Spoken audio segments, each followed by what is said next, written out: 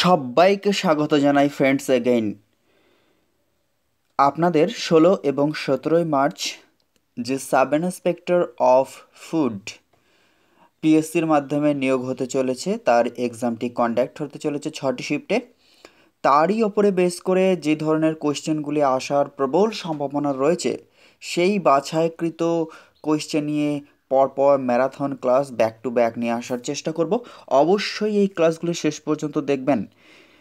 ক্লাসগুলি ভালো লাগলে সাবস্ক্রাইব করতে একদম ভুলবেন না।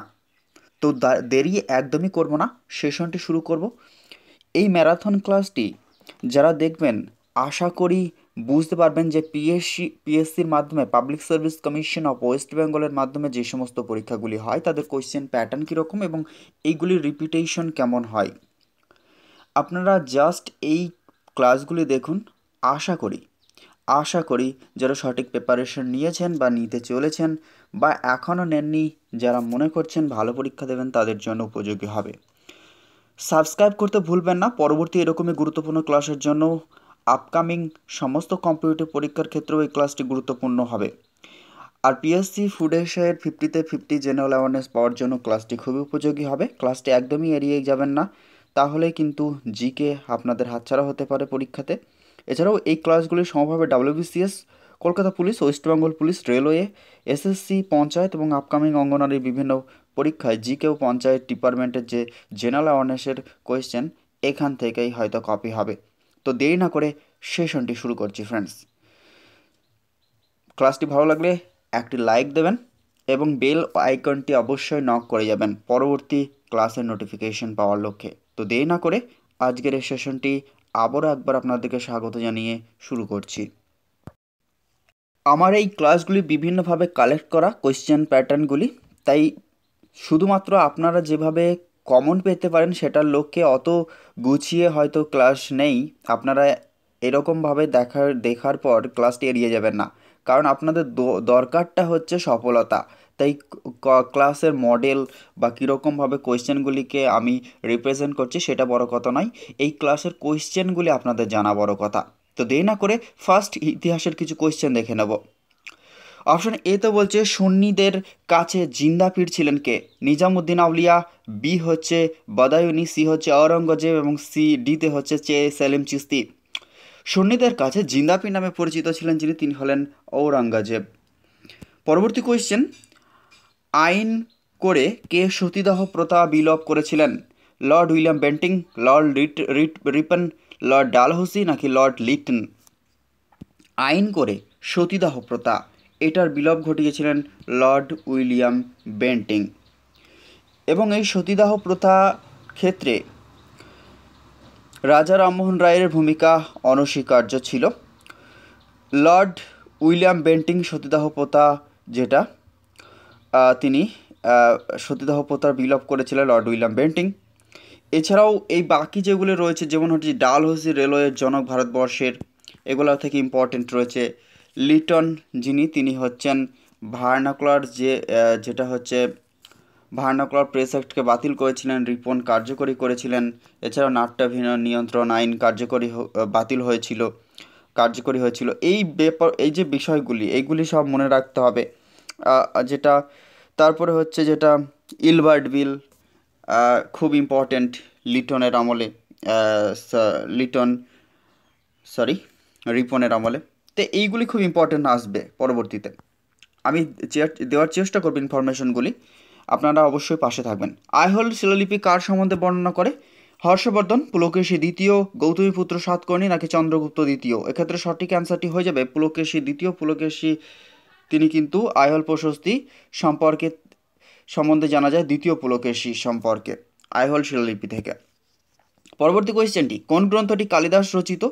কালিদাসের রচিত গ্রন্থটি নয় কোনটি? আচ্ছা, মালবিকাগ্নিমিত্রম, রঘুবংশম, মেঘদূতম, তারপরে হচ্ছে বিক্রমবর্ষীয়। এই কালিদাসের এই সমস্ত বিখ্যাত গ্রন্থগুলির মধ্যে হয়তো দিতে হবে যে কোনটি কালিদাসের গ্রন্থ নয়। সেক্ষেত্রে হয়ে যাবে কাদম্বরী যেটা সেটা হচ্ছে বাণভট্ট।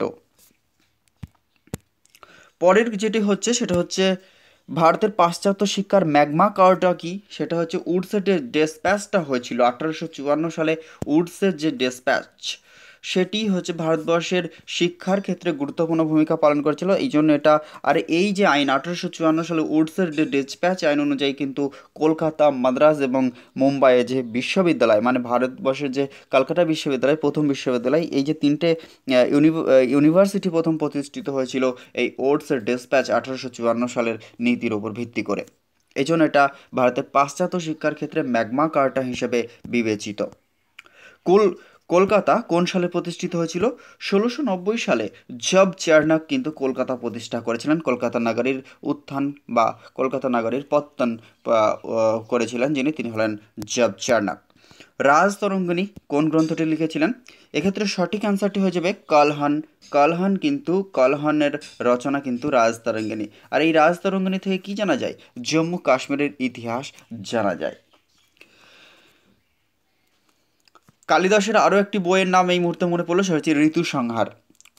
কৌটিল্যের হচ্ছে অর্থশাস্ত্র, বাণভট্টের হচ্ছে কাদম্বরী। জয়দেবের লেখা বইয়ের নাম বিক্রমাদিত্য চরিত, রামচরিত, রঘুবংশ নাকি গীত গোবিন্দ? জয়দেব যে বইটা রচনা করেছিলেন সেটা হচ্ছে গীত গোবিন্দ। রামচরিতের হচ্ছে তুলসীদাস রচনা করেছিলেন। রামচরিত মানস হচ্ছে সেটা হচ্ছে তুলসীদাসের। রামচরিত হচ্ছে সন্ধ্যাকার নন্দী। রঘুবংশ তো বললাম যেটা, সেটা হচ্ছে কালিদাস। পরবর্তী কোয়েশ্চেন, ইংরেজি ভাষায় ভারতবর্ষের প্রথম সংবাদপত্র কোনটি? সমাচার দর্পণ, বেঙ্গল গেজেট, অমৃতবাজার পত্রিকা নাকি দ্য ফ্রেন্ড অফ ইন্ডিয়া?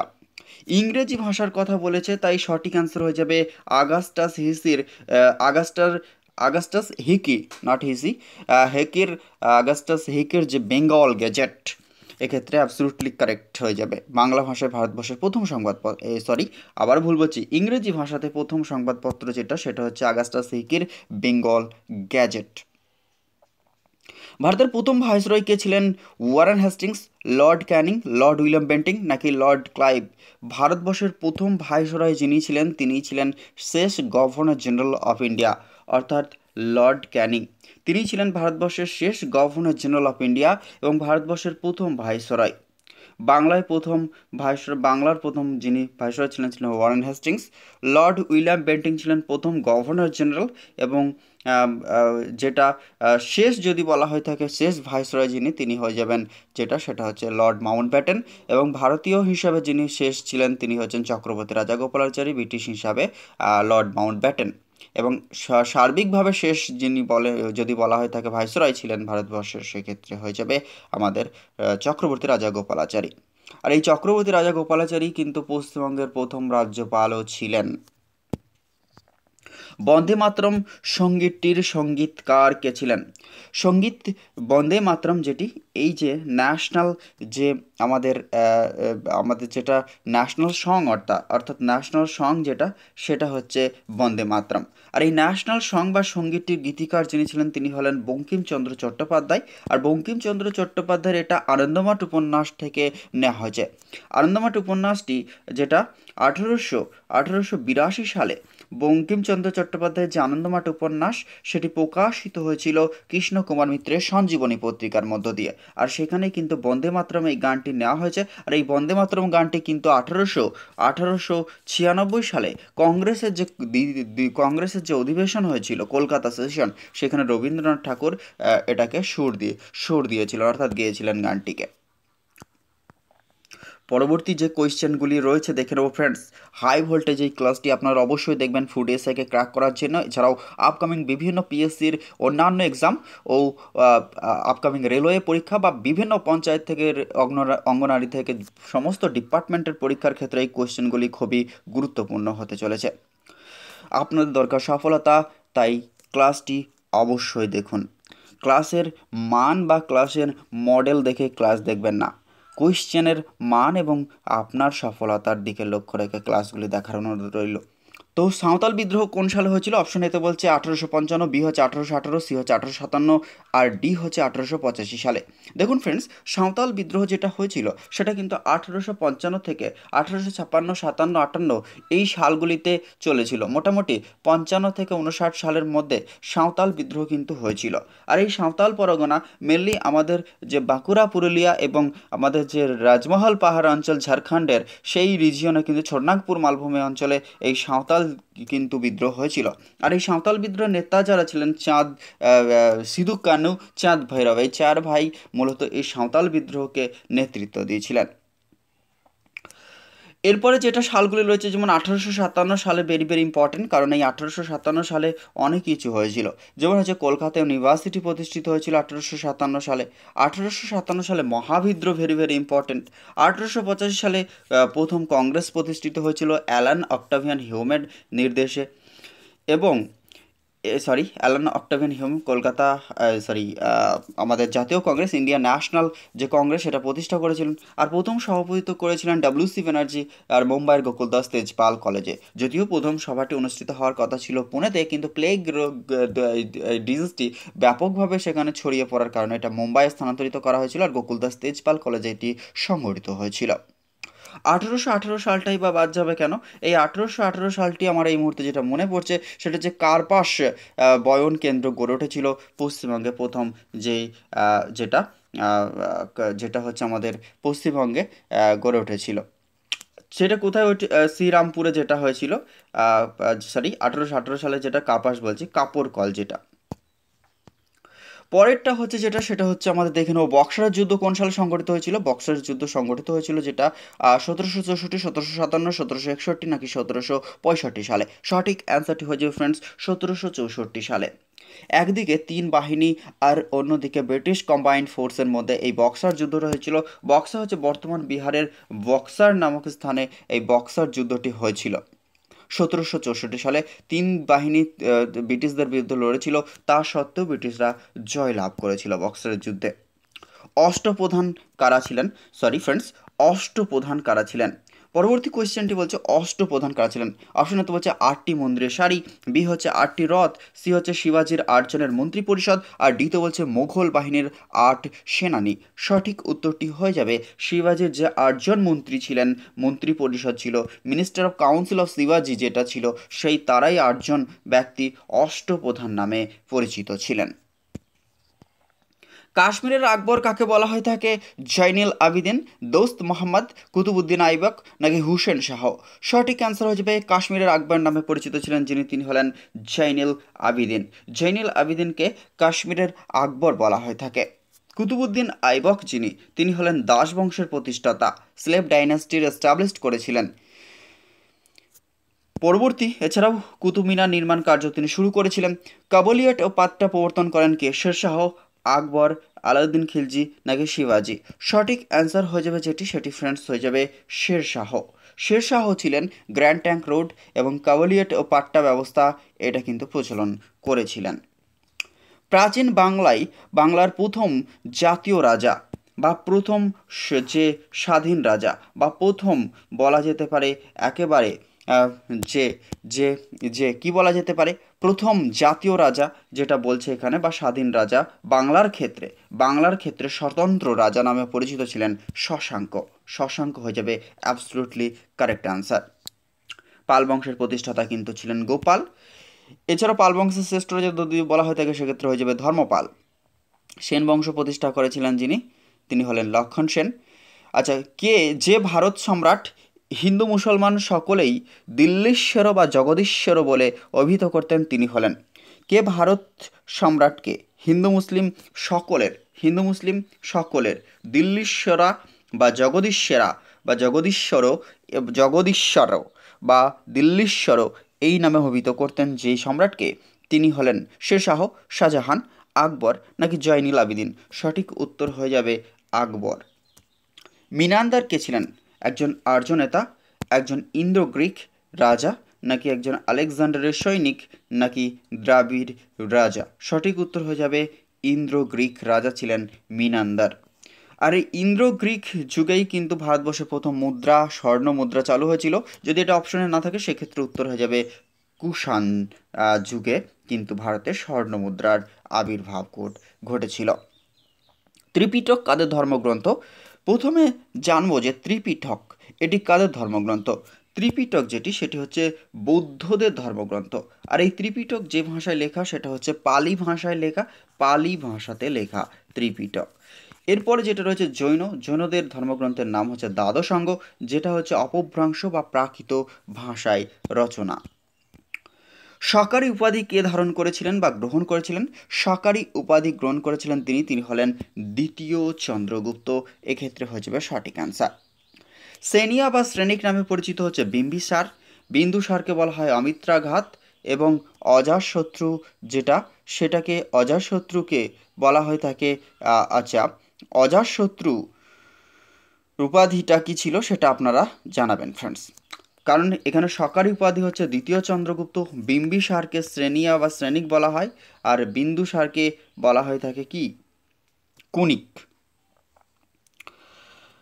পরবর্তী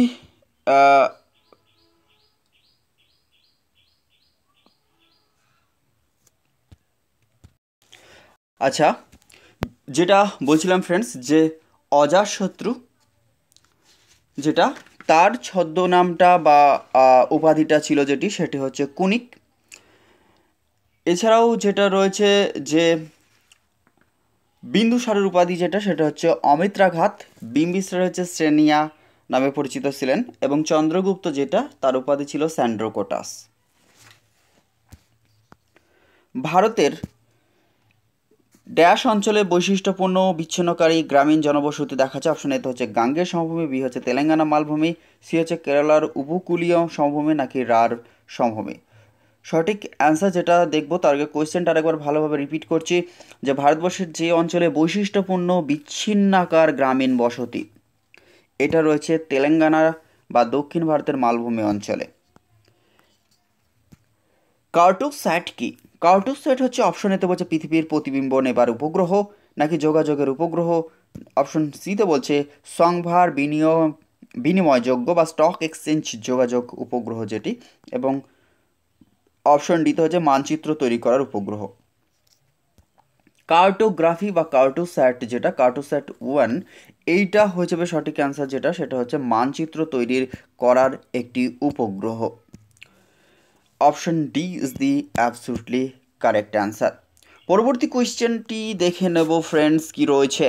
মানচিত্রের অনুপঙ্খতা বেশি হবে যে স্কেল যদি হয় বড়, কম, সমান, নাকি কোনোটি নয়। সঠিক অ্যান্সারটি হয়ে যাবে মানচিত্রের অনুপঙ্খতা বেশি হবে। মানচিত্রের অনুপঙ্খতা বেশি হবে যদি স্কেল হয়ে যায় কি বড়। জনসমষ্টির বয়স লিঙ্গ প্রকারভেদে কিসের মাধ্যমে সবচেয়ে ভালোভাবে দেখানো হয়ে থাকে? ক্লোরোপ্লেথ, পাই চিত্র, পিরামিড চিত্র, নাকি গোলক চিত্র। বয়স লিঙ্গ প্রকারভেদ এইগুলি দেখানো হয়ে থাকে পাই চিত্রের মধ্য দিয়ে। Option B is the correct answer. নিম্নের কোনটি মেটামরফিক শিলা? মেটামরফিক শিলা নামে পরিচিত কোনটি? Granite, basalt, marble, sandstone.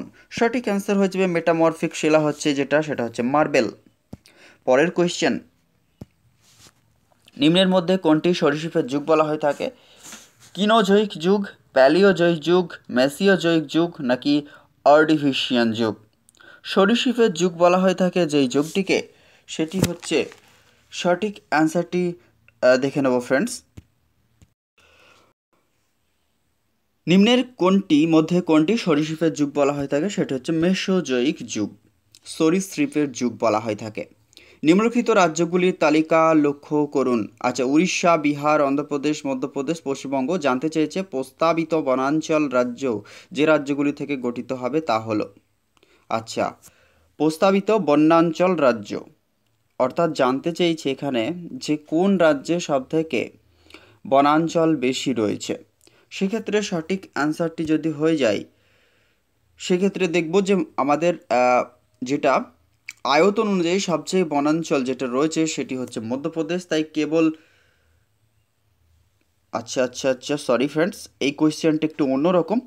জানতে চেয়েছিলেন নিম্নলিখিত রাজ্যগুলির তালিকা লক্ষ্য করার কথা, তারপরে বলছে প্রস্তাবিত বন্যাঞ্চল রাজ্য যে রাজ্যগুলি থেকে গঠিত হবে তা হলো, অর্থাৎ সেখানে কিন্তু প্রস্তাবিত রয়েছে বন্যাঞ্চল, তাহলে সেক্ষেত্রে বিহার হয়ে যাবে সঠিক অ্যান্সার এটা। যেহেতু পিএসসি এটার অ্যান্সার নিয়েছিল বিহার, কিন্তু কোয়েশ্চেনটার মধ্যেই একটা কোয়েশ্চেন রয়েছে, এটা কি বলতে চাইছে অ্যাকচুয়ালি। পরবর্তী কোয়েশ্চেন, নিম্নের কোনটি সত্য? খনিজ পদার্থ কখনোই আকরিক হতে পারে না, সব খনিজ পদার্থই আকরিক, সব আকরিকই খনিজ পদার্থ নয়, সব আকরিকই খনিজ পদার্থ। অর্থাৎ সব ক্ষারই ক্ষার কিন্তু সব ক্ষারক ক্ষার নয়, সেই কনসেপ্ট এখানে কাজে লাগাতে হবে ফ্রেন্ডস।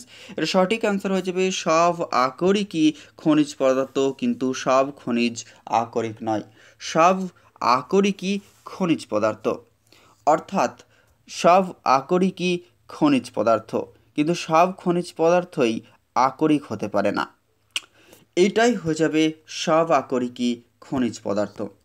সেক্সট্যান্ট যন্ত্রটি ব্যবহার করা হয় মাতৃগর্ভে শিশু লিঙ্গ পরীক্ষার জন্য, দূরের জিনিস দেখার জন্য, ছোট জিনিস দেখার জন্য, দূরের জিনিসের উচ্চতা মাপার জন্য। সেক্সট্যান্ট এই যন্ত্রটি ব্যবহার করা হয় দূরের জিনিসের উচ্চতা পরিমাপের জন্য। ড্যাশ সমাক্ষরেখার মাঝে আন্তর্জাতিক তারিখ রেখাটি 180 ডিগ্রি দ্রাঘিমা রেখা থেকে প্রায় 10 ডিগ্রির থেকে বেশি বিচ্যুত। সঠিক অ্যান্সারটি হয়ে যাবে যেটা ফ্রেন্ডস, এক্ষেত্রে 50 থেকে 60 ডিগ্রি উত্তর, নাকি 0 থেকে 10 ডিগ্রি দক্ষিণ, নাকি 10 থেকে 20 ডিগ্রি দক্ষিণ, নাকি 50 থেকে 60 ডিগ্রি দক্ষিণ। সঠিক অ্যান্সারটি হয়ে যাবে 10 থেকে 20 ডিগ্রি দক্ষিণ। মানব সম্পদ উন্নয়ন মন্ত্রকের মতে ভারতে সাক্ষরতা শতকরা হার বেড়ে দাঁড়িয়েছে যে পর্যন্ত, তা হলো 70%, 65%, 60%, নাকি 55%। সঠিক অ্যান্সারটি হয়ে যাবে যেটি, সেটা হচ্ছে মানব সম্পদের যে উন্নয়নের শতকরার হার, সেক্ষেত্রে সাক্ষরতার হার।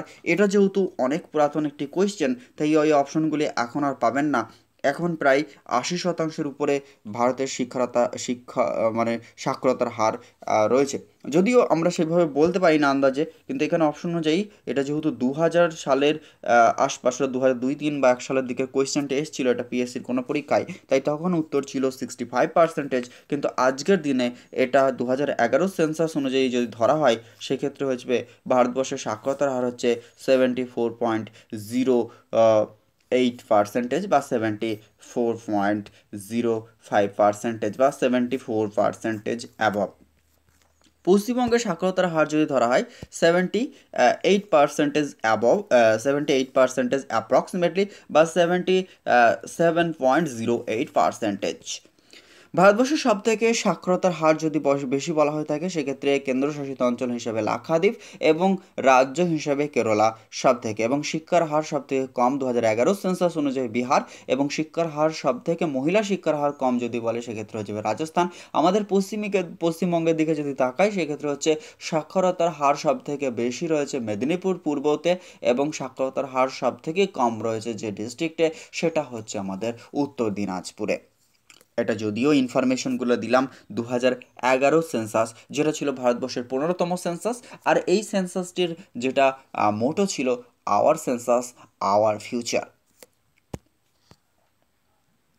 গ্রামীণ ও নগর জনবসতির মূল পার্থক্য কী? গ্রামীণ এবং নগর জনবসতির মূল যে পার্থক্য, সেটা অপশনে তো বলছে জনসংখ্যার পরিমাণ, অবস্থান, ফাংশন বা অর্থনৈতিক উপাদান, নাকি জনঘনত্ব। সঠিক অ্যান্সারটি হয়ে যাবে যেটা ফ্রেন্ডস, সেক্ষেত্রে হচ্ছে এগুলি তো সবই হবে, কিন্তু মূল পার্থক্যটা যেটা, সেটা হচ্ছে জনসংখ্যার পরিমাণ। কেন কি না, অনেক গ্রামীণ এলাকার জনঘনত্ব বেশি হতেই পারে, একটা শহর মানে সেখানে সবসময় জনঘনত্ব বেশি থাকবে, আর একটা গ্রামে জনঘনত্ব থাকবে না, সেটা হয় না, তাই এটা অ্যাপ্রুভেবল নয়। কিন্তু জনসংখ্যার পরিমাণটা বিস্তর পার্থক্য থাকে একটা শহর বা একটা গ্রামের ক্ষেত্রে, কারণ একটা নির্দিষ্ট পরিমাণ জনসংখ্যা যখন হয়ে যায়, তখন সেটি শহরে রূপান্তরিত হয় গ্রাম থেকে। পরবর্তী কোয়েশ্চেনটা হচ্ছে বিষুবরেখা থেকে মেরু পর্যন্ত বায়ুচাপের পার্শ্বচিত্র ক্রমিক দেখায় যেরকমভাবে, সেটা হচ্ছে বৃদ্ধি হ্রাস বৃদ্ধি, নাকি হ্রাস বৃদ্ধি হ্রাস, নাকি বৃদ্ধি হ্রাস হ্রাস, নাকি হ্রাস বৃদ্ধি বৃদ্ধি। এক্ষেত্রে সঠিক অ্যান্সারটা হয়ে যাবে 118 নম্বরের ক্ষেত্রে, যেটা সেটা হচ্ছে প্রথমে হ্রাস, তারপরে বৃদ্ধি, আবার হ্রাস, এইরকমভাবেই কমে। অর্থাৎ মাইনাস প্লাস মাইনাস এই সিরিজে কিন্তু বিষুব রেখা থেকে মেরুর দিকে, বিষুব থেকে মেরুর দিকে প্রথমে হ্রাস, তারপরে বৃদ্ধি, আবার হ্রাস, এইভাবে পার্শ্বচিত্র বা পর্যায়ক্রমিক যে বায়ুচাপের যেটা অবস্থান সেটা লক্ষ্য করা যায়। পরবর্তী কোয়েশ্চেন যেটা রয়েছে, ভারতবর্ষের জনসংখ্যা বৃদ্ধির যে হার ঋণাত্মক যে দশকে ছিল সার্বিকভাবে, সেটা হচ্ছে 1911 থেকে 1921 সাল পর্যন্ত। এবং ভারতবর্ষের যে জনসংখ্যা বৃদ্ধির গ্রোথ রেট সবথেকে বেশি ছিল 1961 থেকে 81 এই সালগুলিতে, বা 1900 অপশনে থাকতে পারে 61 থেকে 71 সালে, এই সময় গ্রোথ রেট বেশি ছিল। 2011 সেন্সাস অনুযায়ীও কিছু রাজ্যে জনসংখ্যার নেগেটিভ রেট ছিল, সেটা হচ্ছে মানে প্রিভিয়াস ইয়ারের থেকে নেগেটিভ ছিল, সেটা হচ্ছে আমাদের যেটা হচ্ছে মিজোরাম। সংবিধান অনুযায়ী মন্ত্রিপরিষদের সদস্যগণ দেশের ইচ্ছা অনুযায়ী তাদের পদে অধিষ্ঠিত থাকেন। লোকসভার অধ্যক্ষ, বি হচ্ছে রাষ্ট্রপতি, সি হচ্ছে প্রধানমন্ত্রী, ডি হচ্ছে সাংসদ। এক্ষেত্রে সঠিক অ্যান্সারটি হয়ে যাবে যেটা ফ্রেন্ডস, সেটা হয়ে যাবে আমাদের সংবিধান অনুযায়ী মন্ত্রিপরিষদের সদস্যগণ প্রধানমন্ত্রীর ইচ্ছা অনুযায়ী তারা কিন্তু পদে থাকেন। অর্থাৎ কাকে মন্ত্রী করবেন, কাকে করবেন না, কার কতদিন মন্ত্রী পদে রাখবেন, সেই টোটাল ব্যাপারটাই কিন্তু সেটা নির্ভর করে থাকে প্রধানমন্ত্রীর উপর। যদিও প্রধানমন্ত্রী কিন্তু মন্ত্রীদের শপথ পাঠ করাতে পারেন না, প্রধানমন্ত্রীর রিকমেন্ডেশন পাঠান রাষ্ট্রপতির কাছে, এবং রাষ্ট্রপতি তাদেরকে মন্ত্রী হিসাবে as a ministers of state, minister of cabinet and minister of যেটাকে বলা হয় থাকে অ্যাসিস্ট্যান্ট মিনিস্টার, অর্থাৎ প্রতিমন্ত্রী, সেই 3 ধরনের মন্ত্রী হিসাবে স্বাধীন দায়িত্বপ্রাপ্ত মন্ত্রী, প্রতিমন্ত্রী এবং যেটাকে বলছে ক্যাবিনেট মন্ত্রী, যেটাকে এই 3 ধরনের মন্ত্রী মূলত রয়েছে ভারতবর্ষের সরকারি ব্যবস্থাপনায়। এই 3 ধরনের মন্ত্রীদেরকে শপথ বাক্য পাঠ করেন। এখান থেকে কিছু ইনফরমেশন দেওয়ার চেষ্টা করব 75-এর যে ধারা সেটা অনুযায়ী। আর এক্ষেত্রে রাষ্ট্রপতিও কিন্তু প্রধানমন্ত্রীকে শপথ বাক্য পাঠ করান। প্রধানমন্ত্রী হচ্ছেন অবভিয়াসলি লোকসভার নেতা, কিন্তু তাকে যে কোনো ব্যক্তিকেই কিন্তু প্রধানমন্ত্রী হিসাবে, লোকসভার নেতা হিসাবে তিনি যদি নির্বাচিত হন, বা লোকসভার বর্তমান সদস্য সংখ্যা যে রয়েছে 545 জন, তার মধ্যে 543 জন বর্তমানে রয়েছেন, মোট সদস্যের সংখ্যা হচ্ছে অ্যাক্টিভ রয়েছে 545টি সিট সেক্ষেত্রে, এবং মোট সিট হচ্ছে 550, দুজনকে নিলে 552 জন ছিল, কিন্তু দুজন ইঙ্গ ভারতীয় সদস্যকে 2019 সালের যে সংবিধান সংশোধনের মাধ্যমে কিন্তু সেটাকে অ্যাবলিউশন করা হয়েছে। এরপরে যেটা ইনফরমেশন দেওয়ার চেষ্টা করব, ভারতবর্ষের যে সংবিধান, সেই সংবিধান অনুযায়ী প্রধানমন্ত্রী কিন্তু শপথ নেন রাষ্ট্রপতির কাছ থেকেই, এবং সেই শপথ নেওয়ার সময় তিনি কিন্তু লোকসভার দলনেতা হতে হয় তাকে। তিনি যেখানকারের হন, রাজ্যসভা বা লোকসভা সদস্য না হয়েও বাইরে থেকে, অর্থাৎ যে কোনো ব্যক্তি যদি তিনি লোকসভা দলনেতা হিসেবে নির্বাচিত হতে পারেন, লোকসভার সংখ্যাগরিষ্ঠ দলের নেতা হতে পারেন। মানে হচ্ছে যদি আমি 545 ধরি, তাহলে 273 জন এমপির যদি সমর্থন ভারতবর্ষের লোকসভার কোনো নেতাকে দেওয়া হয়, কোনো ব্যক্তিকে দেওয়া হয়, তিনি রাষ্ট্রপতির কাছে গিয়ে তার প্রধানমন্ত্রী হওয়ার ক্ষেত্রে তিনি করতে পারেন, যেটাকে অনুরোধ করতে পারেন যে প্রধানমন্ত্রী হিসাবে শপথ নেবেন সেটা, এবং রাষ্ট্রপতি সেই মতো সেটা দেখেন এবং তাকে প্রধানমন্ত্রী হিসাবে করেন, ওথ দেন। তো যাই হোক, এটা তো পরের কথা, কিন্তু এক্ষেত্রে কি একটা ইনফরমেশন দেওয়ার চেষ্টা করব যে প্রধানমন্ত্রী তিনি হলেন ভারতবর্ষের কিন্তু প্রকৃত প্রশাসনিক প্রধান। রাষ্ট্রপতি হচ্ছেন ভারতবর্ষের সর্বোচ্চ সাংবিধানিক প্রধান, এবং আর্মি, নেভি, এয়ারফোর্সেরও তিনি প্রধান, এবং ভারতবর্ষের প্রথম নাগরিক। তো এই ছিল ইনফরমেশন। এরকমভাবেই বেশ কিছু ইনফরমেশন দেওয়ার চেষ্টা করব, আপনারা সাথে থাকুন, সঙ্গে থাকুন। তো দেরি না করে পরের কোয়েশ্চেনটি দেখে নেব ফ্রেন্ডস। আমাদের সংসদীয় শাসন ব্যবস্থার ভিত্তি কি? পুরুষদের ভোটাধিকার, আনুপাতিক প্রতিনিধিত্ব, পুরুষ, স্ত্রীলোক ও শিশুদের ভোটাধিকার, নাকি সার্বজনীন প্রাপ্তবয়স্কদের ভোটাধিকার? সঠিক অ্যান্সারটি হয়ে যাবে ভারতবর্ষের সংসদীয় শাসন ব্যবস্থার মূল ভিত্তি হচ্ছে ভারতবর্ষের জনগণ, অর্থাৎ সার্বজনীন প্রাপ্তবয়স্কদের ভোটাধিকার। মূল সংবিধানে কিন্তু 21 বছর না হলে ভোট দেওয়া যেত না, কিন্তু 61তম সংবিধান সংশোধন, যেটা তারপরেই কিন্তু 61তম সংবিধান সংশোধনের পর 21 থেকে ভোটাধিকারের বয়স করা হয়েছে 18 বছর।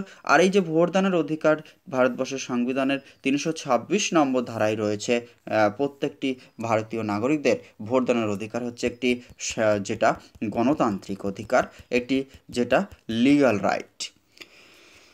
নির্বাচন সংস্কার সম্পর্কে আইন কমিশনের সুপারিশ অনুযায়ী লোকসভায় বর্ধিত আসনগুলি যে পদ্ধতিতে পূর্ণ করা হয় তা হল প্রত্যক্ষ নির্বাচন, পরোক্ষ নির্বাচন, আনুপাতিক প্রতিনিধিত্ব নাকি রাষ্ট্রপতির মনোনয়ন। এক্ষেত্রে সঠিক অ্যান্সার হয়ে যাবে আনুপাতিক প্রতিনিধিত্ব। ভারতে আছে সংসদীয় ধাঁচের সরকার, রাষ্ট্রপতি পরিচালিত সরকার, আংশিক সংসদীয় বা এবং আংশিক রাষ্ট্রপতি পরিচালিত সরকার, না উপরের কোনো একটি নয়। সঠিক অ্যান্সার হয়ে যাবে ভারতবর্ষ রয়েছে একটি সংসদীয় ধাঁচের সরকার।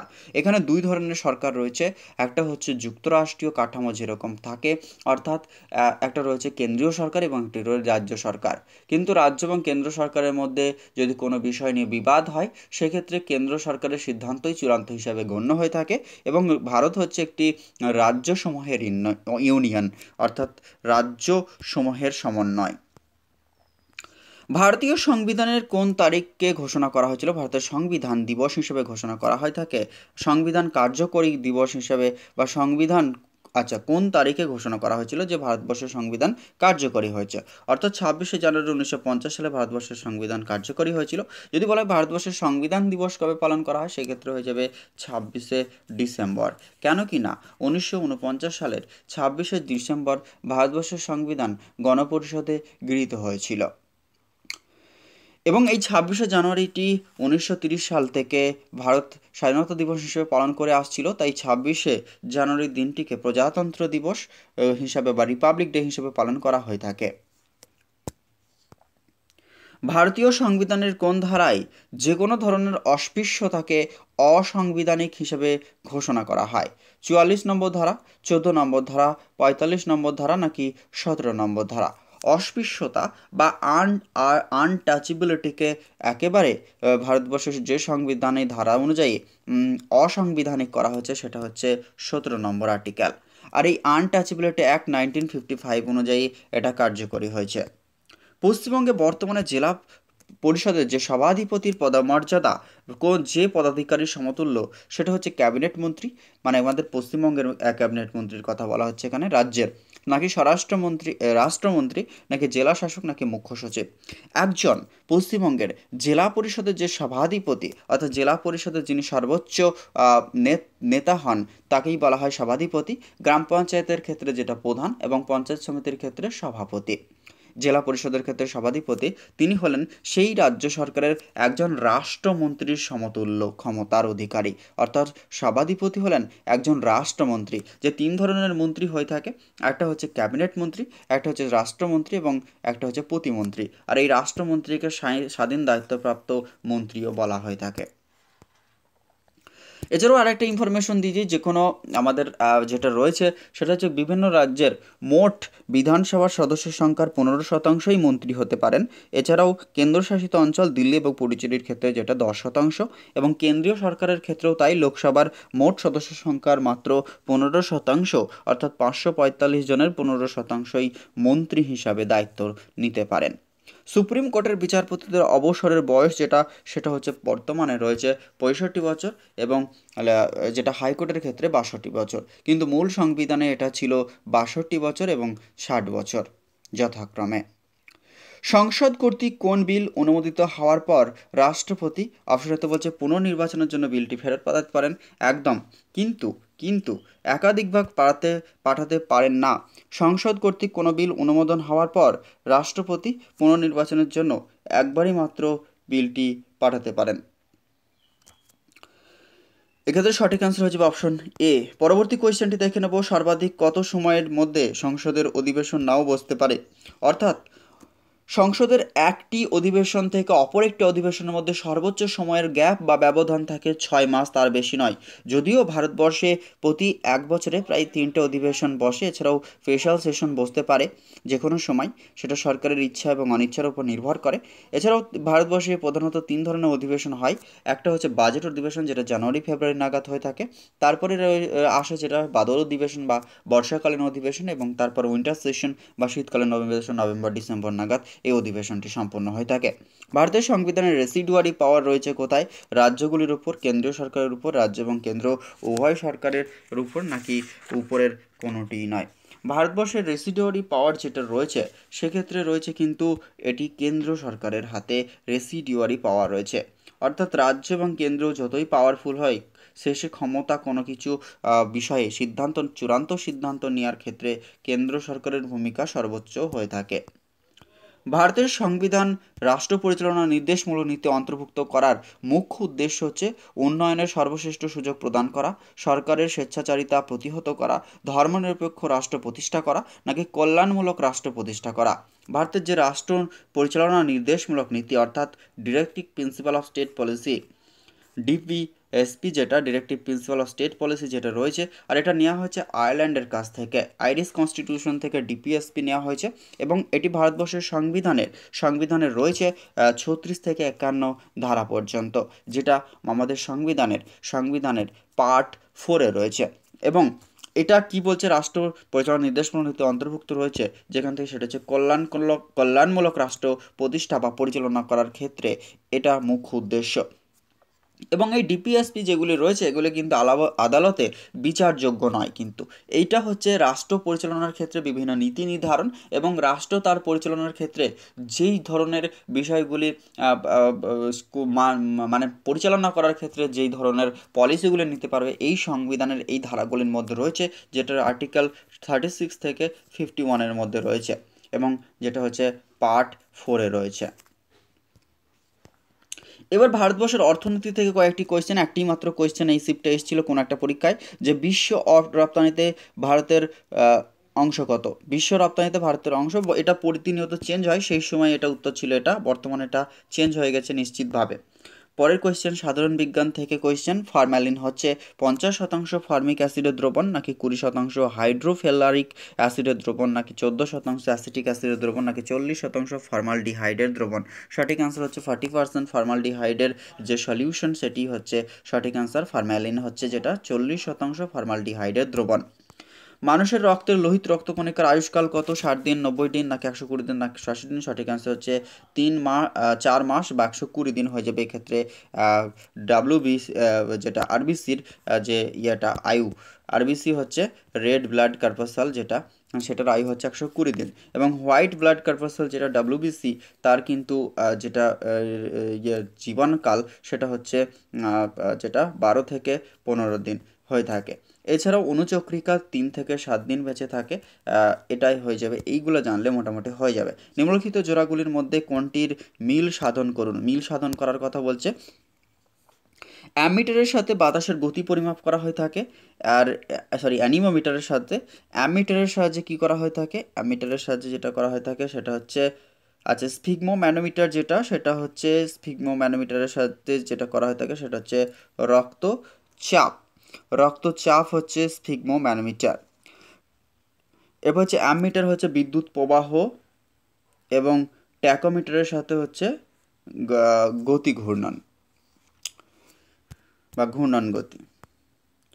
রাস্তার পশ্চাৎ দিকে দেখার জন্য একজন মোটর চালক কী ধরনের আয়না ব্যবহার করেন? অর্থাৎ যেটা জানতে চেয়েছে সোজাসাপটা কথা, সেটা হচ্ছে যে গাড়িতে ভিউ ফাউন্ডারের যে ব্যাপারটা থাকে, মানে গাড়িতে যে লুকিং গ্লাসগুলি থাকে সেইগুলোতে কী ধরনের আয়না বা ব্যবহার করা হয়, সেটা হচ্ছে উত্তল লেন্স ব্যবহার করা হয়ে থাকে, কনভেক্স ব্যবহার করা হয়ে থাকে, এবং কনকেভ বা অধিবৃত্তাকার যে অবতল সেটি হচ্ছে ব্যাকলাইট বা যে হেডলাইট সেগুলোতে কিন্তু ব্যবহার হয়ে থাকে গাড়ির।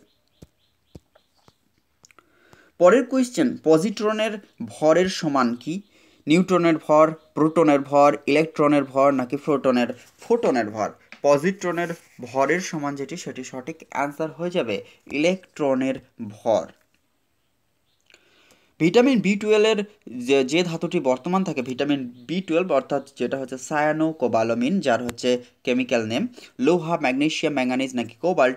সঠিক অ্যান্সার হয়ে যাবে, যেহেতু এটা রাসায়নিক নামের মধ্যেই রয়েছে সায়ানোকোবালামিন, কোবাল্ট থাকে এটা।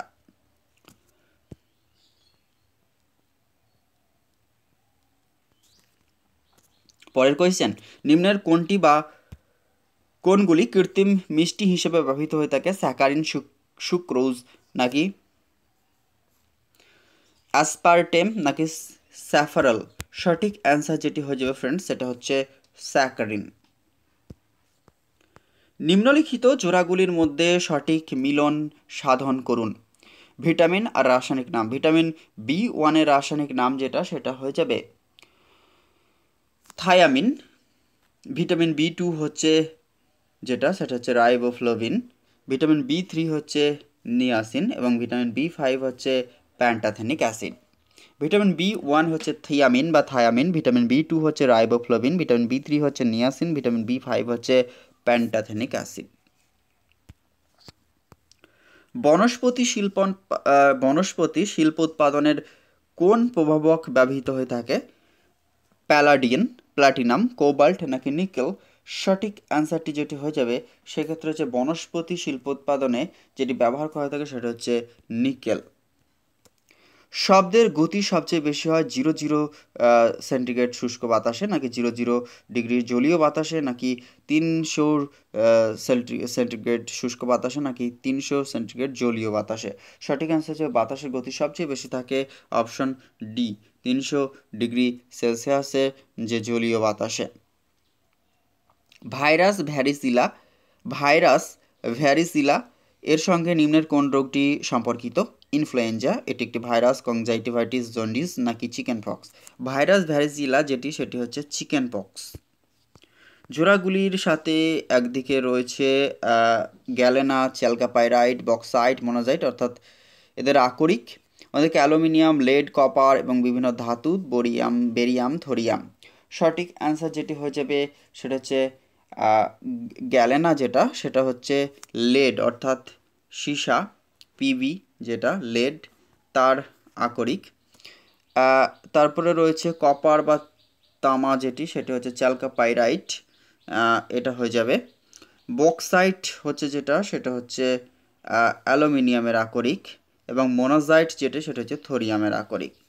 সেই অনুযায়ী তাহলে আরেকবার রিপিট করছি, গ্যালেনা হচ্ছে লেড বা পিবি যেটা তার আকরিক, চ্যালকাপাইরাইট হচ্ছে কপার বা তামার আকরিক এবং বক্সাইট যেটা সেটা হচ্ছে অ্যালুমিনিয়ামের আকরিক এবং মোনাজাইট যেটি থোরিয়ামের আকরিক। আর এই মোনাজাইট হচ্ছে আমাদের কেরালাতে প্রচুর পরিমাণে মোনাজাইট উৎপাদনে প্রথম।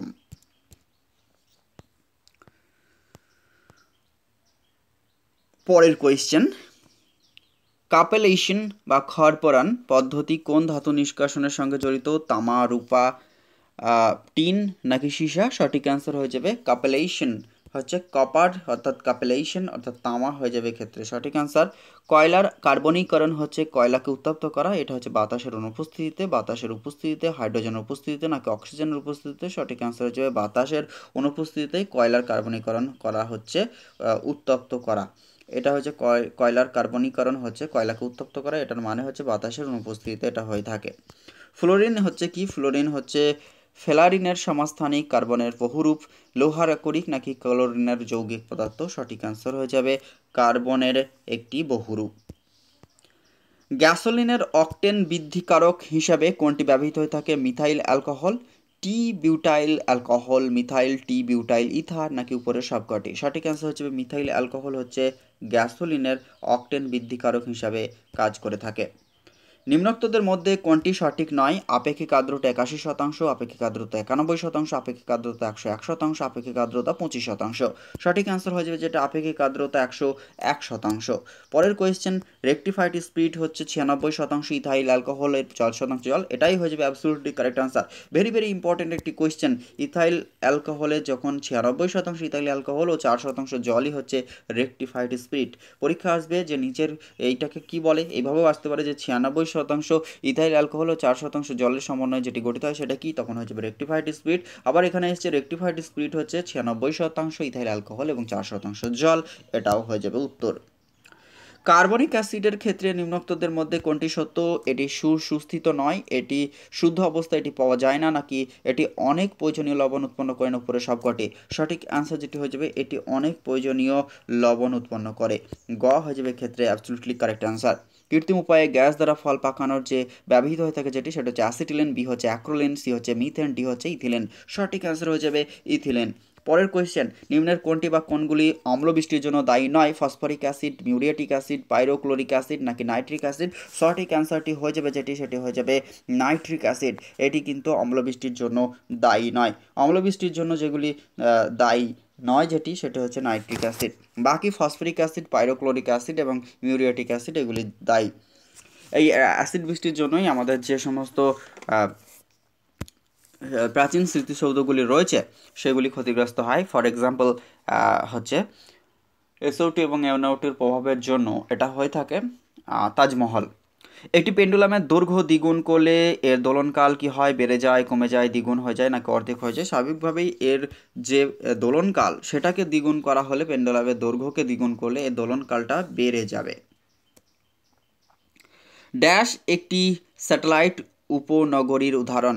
মোরাদাবাদ, মুর্শিদাবাদ, ফৈজাবাদ না গাজিয়াবাদ? সঠিক অ্যান্সার হয়ে যাবে একটি স্যাটেলাইট উপনগরীর উদাহরণ হচ্ছে সেটা হচ্ছে মোরাদাবাদ। উত্তরপ্রদেশে রয়েছে মোরাদাবাদ। এটি স্যাটেলাইট উপনগরী নামে পরিচিত, বা স্যাটেলাইট উপনগরীর ক্ষেত্রে একটি নগরী হিসাবে উদাহরণস্বরূপ।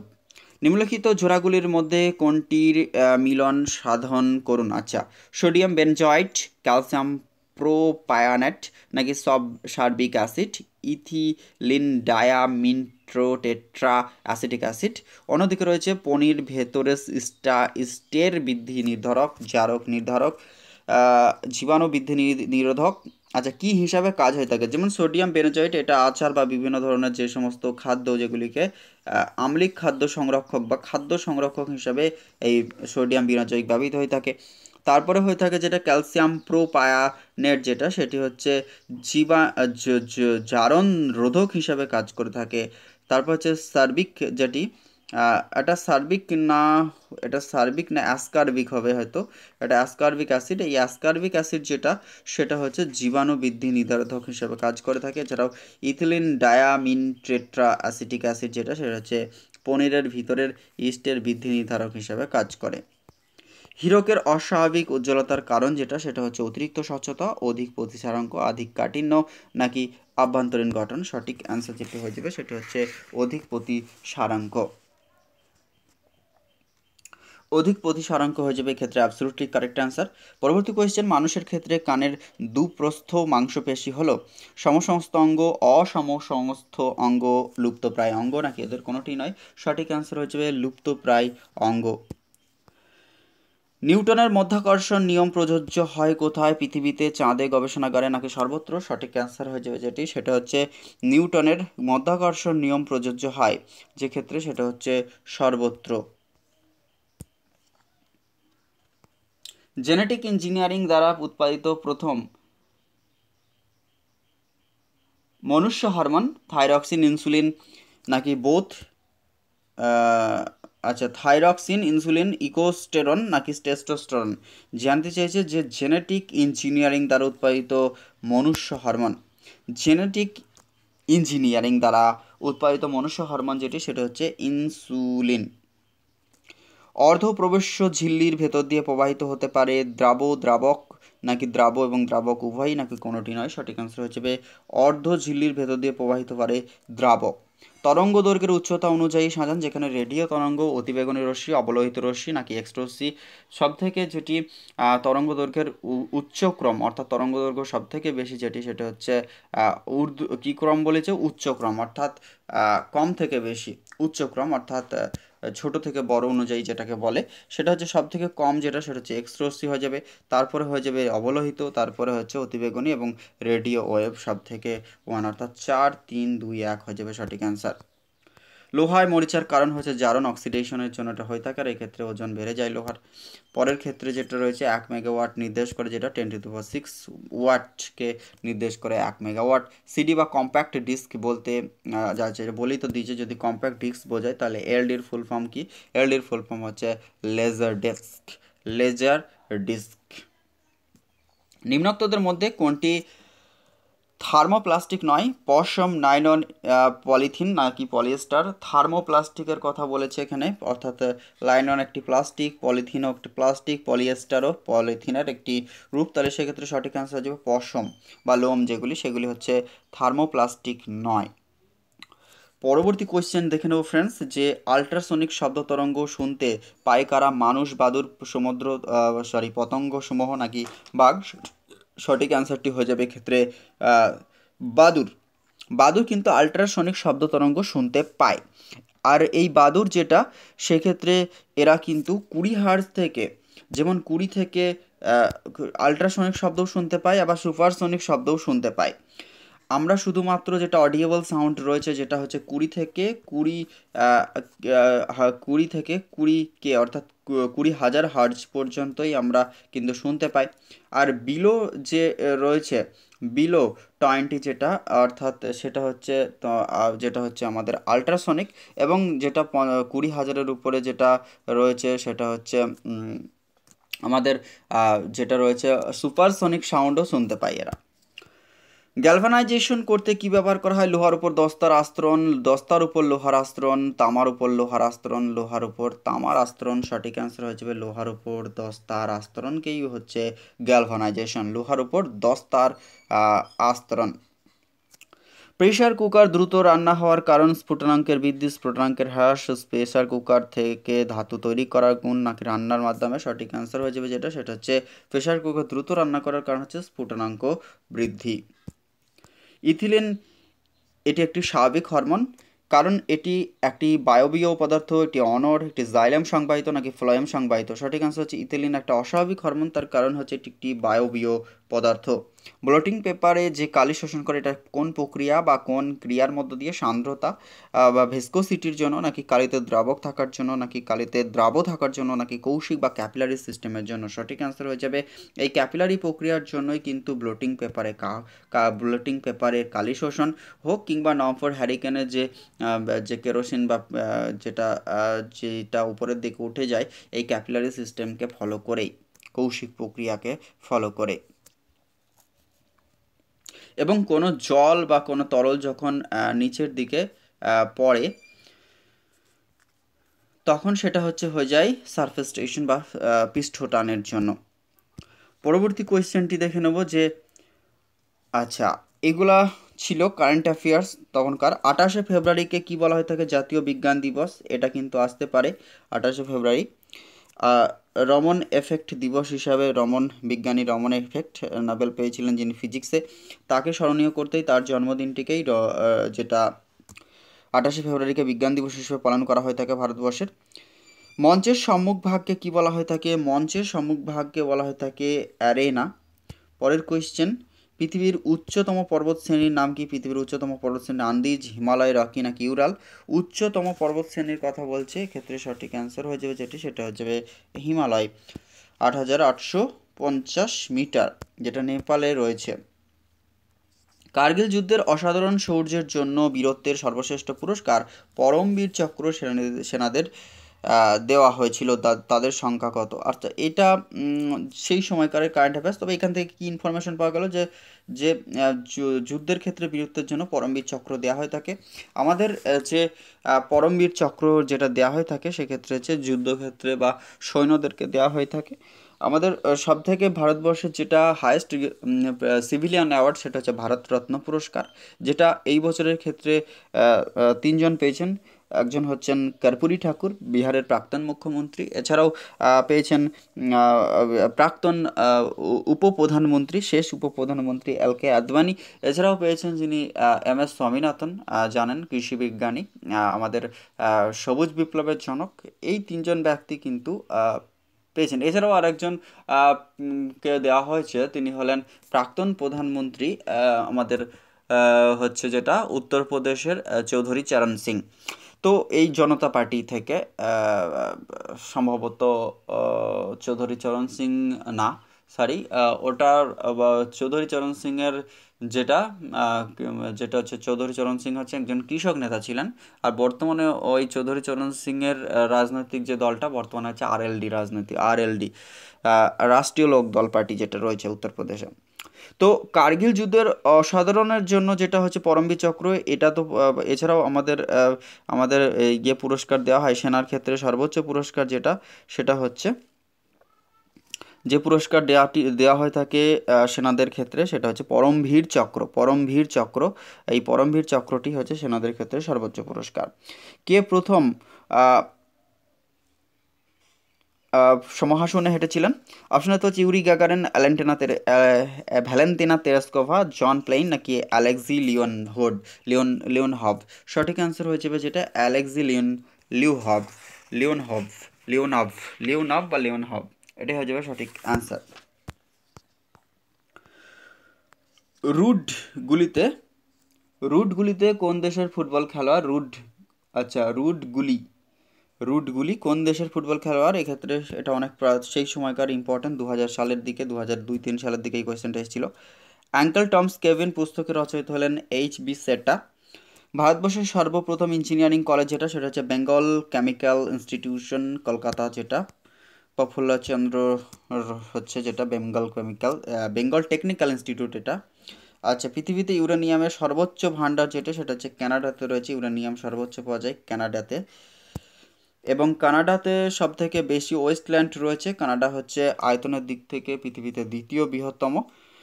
ক্রীড়াক্ষেত্রে অবদানের জন্য কোন পুরস্কার দেওয়া হয়ে থাকে? সেটা হচ্ছে অর্জুন পুরস্কার দেওয়া হয়ে থাকে।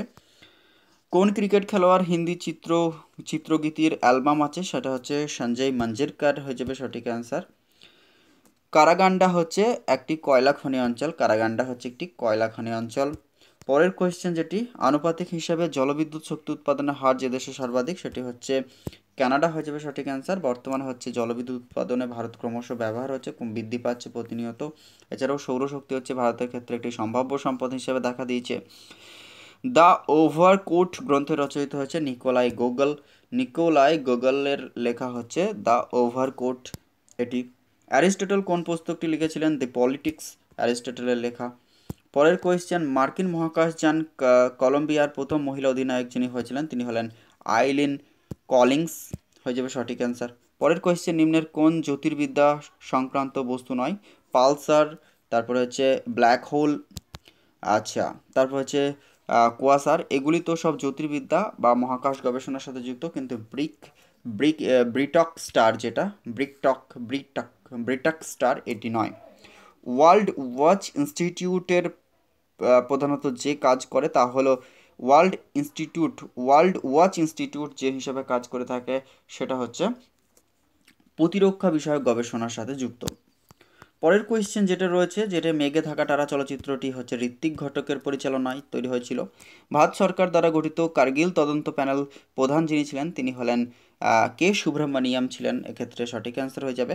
ঐক্যবদ্ধ জার্মানির রাজধানী যে শহরে স্থানান্তরিত হয়েছে সেটা হচ্ছে বার্ন।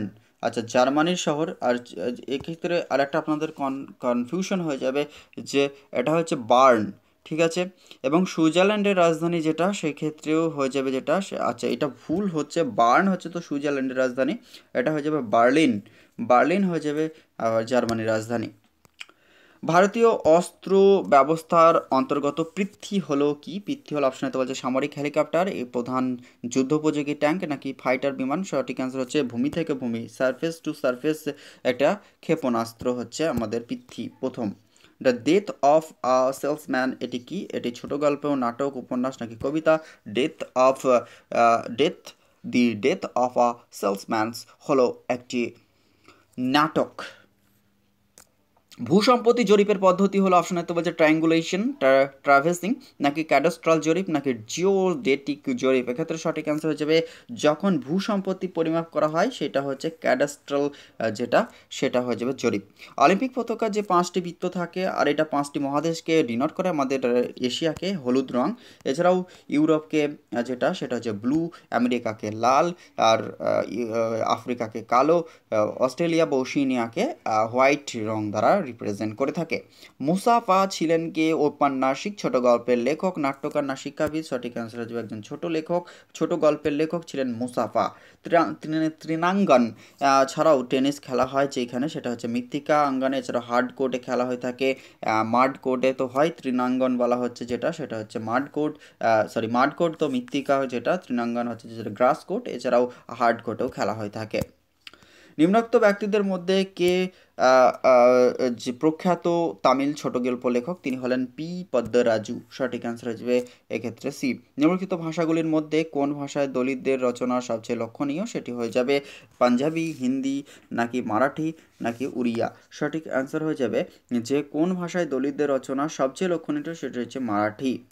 ডব্লিউ.এস. মম কোন গ্রন্থের লেখক ছিলেন? The old man and the sea, old human bondage, the birds ও ফেয়ারওয়েল টু আর্মস। সঠিক অ্যান্সার হয়ে যাবে of human bondage. Lata Mangeshkar কোন বিজ্ঞাপনের অংশ গ্রহণ করেছিলেন? অপশন এতে বলছে পেপসি, লাক্স, গ্লাইকোডিন সিরাপ, নাকি বিপিএল মোবাইল। সঠিক অ্যান্সার হয়ে যাবে গ্লাইকোডিন সিরাপ। তৎকালীন এটা কারেন্ট অ্যাফেয়ার্স ছিল। সঠিক অ্যান্সারটি এক্ষেত্রে হয়ে যাবে ফ্রেন্ডস।